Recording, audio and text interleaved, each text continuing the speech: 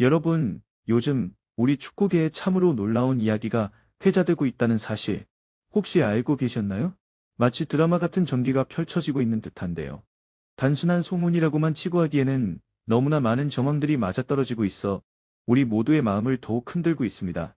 대한축구협회에서 예상치 못한 발표로 홍명보 감독님과의 계약이 종료되었다는 소식부터 급기야 다가오는 오스트리아전을 감독 없이 치러야 할지도 모른다는 이야기까지, 그야말로 한국 축구의 한 페이지가 새롭게 쓰여질지도 모를 중대한 순간에 우리가 서 있는 것 같습니다. 여기에 더해 대표팀 선수 22명 전원이 뜻을 모아 우리 모두의 자랑, 손흥민 선수를 임시 감독으로 추대했다는 믿기 어려운 이야기까지 들려오니, 과연 이 모든 것이 우연일까요? 아니면 이미 시작된 거대한 변화의 서곡일까요? 오늘은 이처럼 뜨거운 감자로 떠오른 우리 축구의 현주소와 그 속에 담긴 깊은 이야기들을 함께 나눠볼까 합니다. 지금 이 순간, 한국 축구는 그 어느 때보다도 중요한 갈림길에 서 있습니다. 불과 몇 주 전까지만 해도 누구도 상상하기 어려웠던 일들이 현실로 다가왔으니 말이죠. 한때 월드컵을 향한 희망으로 가득 찼던 우리 대표팀이 단 한 번의 경기 흐름 붕괴로 인해 예상치 못한 방향으로 흘러가게 된 것입니다. 그리고 이 모든 변화의 중심에는 홍명보 감독 계약 종료라는 짧지만 충격적인 한 문장이 자리하고 있습니다. 이 소식이 전해지는 순간 마치 한국 축구의 시간이 잠시 멈춘 듯한 느낌을 받았던 분들이 적지 않을 겁니다. 사실 최근까지도 많은 분들은 감독 교체가 현실화되기는 어려울 것이라고 생각했습니다.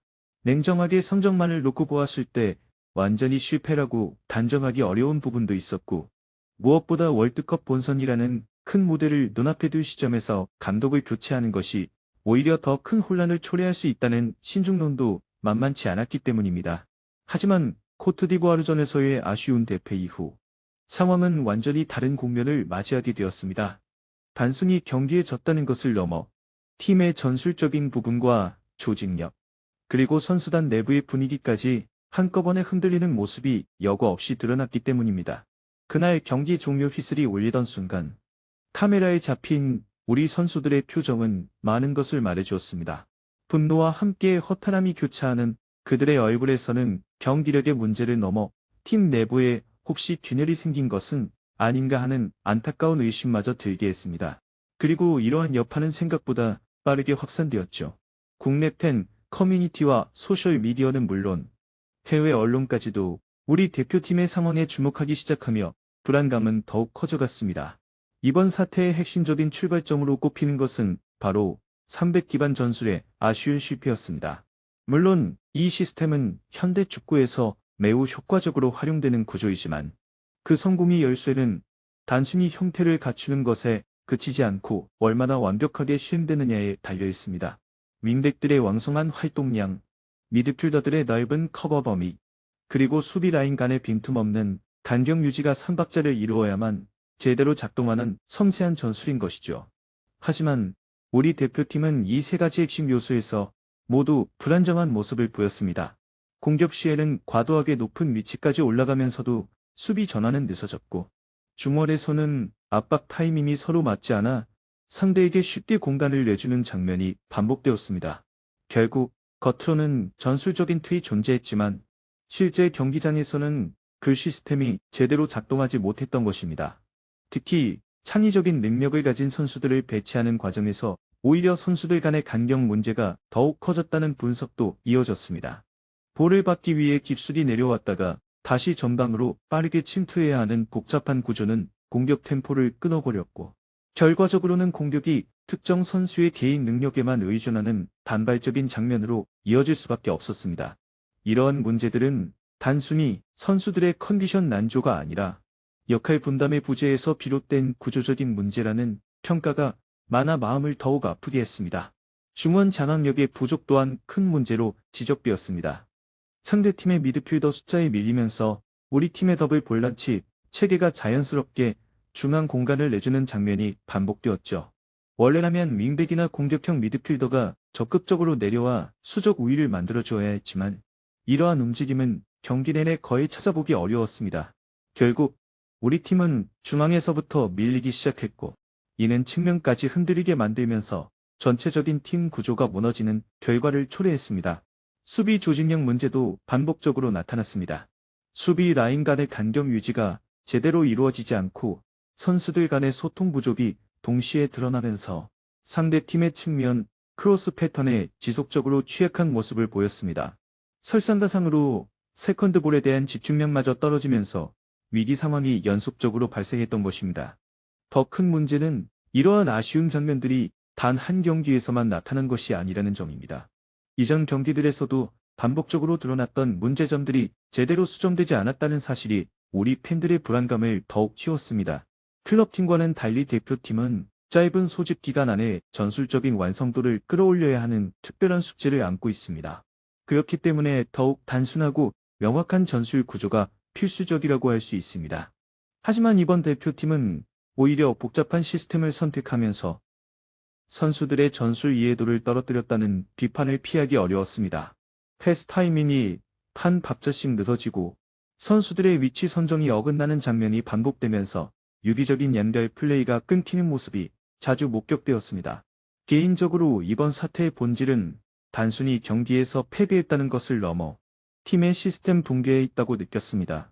아무리 훌륭한 선수들을 많이 보유하고 있더라도 그 선수들이 움직일 수 있는 명확한 구조가 작동하지 않으면 팀은 결국 무너질 수밖에 없다는 것을 여실히 보여준 셈입니다.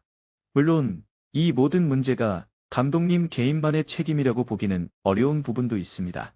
협회의 의사결정 과정과 대표팀 준비 과정 역시 팬들로부터 강한 비판을 받고 있으며 팬들 사이에서는 신뢰 위기라는 단어까지 등장할 정도로 우리 축구 전체에 대한 걱정이 깊어지고 있습니다. 이러한 어수선한 상황 속에서 다가오는 오스트리아전은 단순한 평가전 이상의 의미를 갖게 되었습니다. 원래는 월드컵 최종 엔트리 발표를 앞두고 선수들이 자신의 기량을 증명해야 하는 마지막 시험 무대였기 때문입니다. 그러나 감독 교체라는 초유의 사태가 발생하면서 이 경기는 완전히 다른 예상치 못한 의미를 지니게 되었습니다. 그리고 그 텅 빈 감독 자리를 채울 이름이 발표되었을 때 팬들과 언론은 충격과 동시에 묘한 기대감이 뒤섞인 반응을 보였습니다. 바로 우리 모두의 캡틴 손흥민 선수가 임시 감독을 맡게 되었다는 소식이었죠. 세계적인 선수이자 우리 팀의 정신적 지주인 그는 누구보다도 팀의 상황과 선수들의 마음을 잘 이해하고 있는 인물임은 분명합니다. 하지만 지도자로서의 공식적인 경험은 전무하다는 점 때문에 이번 결정은 우리 축구의 희망과 동시에 적지 않은 위험을 안겨주는 선택으로 평가되고 있습니다. 손흥민 선수의 임시 감독 부임 소식에 대한 팬들의 반응은 극명하게 엇갈렸습니다. 일부 팬들은 그의 탁월한 리더십과 팀을 향한 헌신이 흔들리는 팀을 다시 하나로 묶어줄 것이라는 뜨거운 기대를 보였습니다. 반면 또 다른 팬들은 월드컵을 코앞에 둔 중요한 시점에서 경험 없는 임시 감독 체제는 너무나 큰 도박이 될 수 있다는 우려를 조심스럽게 나타내기도 했습니다. 해외 언론 역시 이 충격적인 소식을 발빠르게 전하며 한국 대표팀의 현재 상황에 깊은 관심을 보였습니다. 개인적으로는 이번 결정이 다소 늦은 감은 있지만 어쩌면 피할 수 없었던 선택처럼 느껴졌습니다. 지금 우리 대표팀에게 가장 절실한 것은 단기적인 분위기 반전과 선수들의 사기를 끌어올리는 것이기 때문입니다.